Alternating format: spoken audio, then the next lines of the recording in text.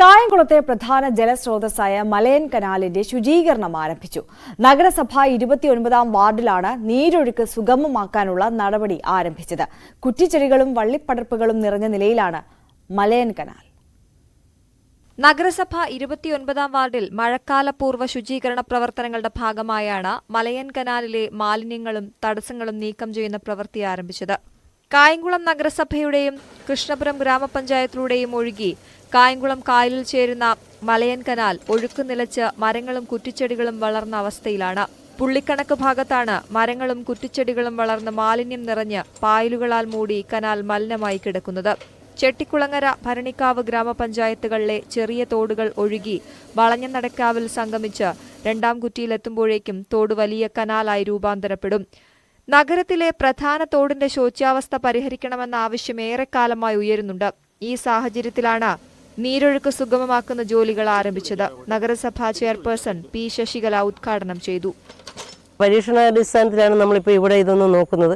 ഇവിടെ നോക്കിയിട്ട് നമുക്കിത് വിജയപ്രദമാണെങ്കിൽ തീർച്ചയായിട്ടും നമ്മുടെ മലയൻ കനാൽ പോകുന്ന 10 വാർഡുകളിൽ കൂടിയാണ് മലയൻ കനാൽ പോകുന്നത്. ആ മലയൻ കനാൽ പോകുന്ന ഭാഗങ്ങളിലെല്ലാം തന്നെ ഇത് ചെയ്ത് നമുക്ക് നീരൊഴുക്ക് തടസ്സമില്ലാതെ പോകുന്നതിന് വേണ്ടിയുള്ള നടപടി സ്വീകരിക്കും. അതിനുവേണ്ടി കൗൺസിൽ തീരുമാനം എടുത്തിട്ടുണ്ട്.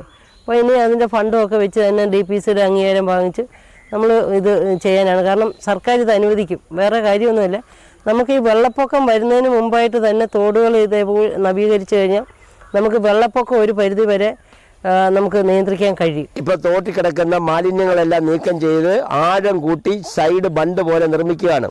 അപ്പോൾ ഈ കിടക്കുന്ന മരങ്ങളും മരക്കാലുകളും എല്ലാം വെട്ടി ആളുകളൊന്ന് വെട്ടി ഇത് വൃത്തിയാക്കിക്കൊണ്ട് ഇതിന് ആഴം കൂട്ടി ഈ മണ്ണെടുത്ത് സൈഡിൽ വെച്ചിട്ട് ഈ സമീപ പ്രദേശങ്ങളിലോട്ട് വെള്ളം കയറാതിരിക്കുന്നതിന് ആവശ്യമായ നടപടിയാണ് ആദ്യത്തെ ലക്ഷ്യം. അപ്പോൾ വെള്ളവും ശുചീകരിച്ച് തോട് ശുദ്ധിയാവും. പ്രദേശങ്ങളിൽ മഴക്കാലത്ത് എല്ലാ വർഷങ്ങളിലും ഉണ്ടാകാവുന്ന വെള്ളപ്പൊക്കത്തിൻ്റെ കെടുതി സമീപവാസികളിൽ നിന്ന് രക്ഷപ്പെടുത്താൻ കഴിയുമോ എന്നുള്ളതാണ് ഞങ്ങൾ ആലോചിച്ചുകൊണ്ടിരിക്കുന്നത്.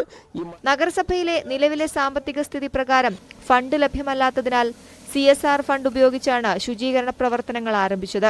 ഫ്ലോട്ടിംഗ് ഹിറ്റാച്ചി ഉപയോഗിച്ച് തോട്ടിലെ മാലിന്യങ്ങളും തടസ്സങ്ങളും നീക്കം ചെയ്തു തുടങ്ങി. മലയൻ കനാൽ ഒഴുകുന്ന മറ്റു വാർഡുകളിലും ശുചീകരണ പ്രവർത്തനങ്ങൾ നടത്തുമെന്ന് ചെയർപേഴ്സൺ പറഞ്ഞു. ന്യൂസ് 18 കായംകുളം.